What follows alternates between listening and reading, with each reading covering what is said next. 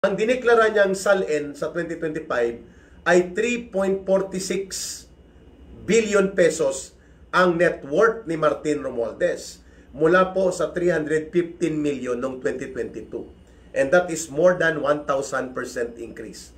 Mantakin nyo ha, dapat may paliwanag niya ito. Paano nagkaroon siya ng pera at kayamanan na ang sweldo ng kongresista ay umaabot lang naman sa mga kulang-kulang 300,000 pesos per month. At kung may perks and privileges pa, pinakamalaki na po ang 7 million a year ang makukuha ng isang kongresista. No? So ngayon, ito ang tanong.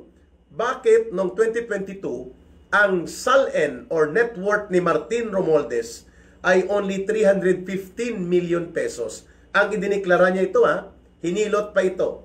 But in 2025, in a period of 3 years lang, ay umabot ng 3.47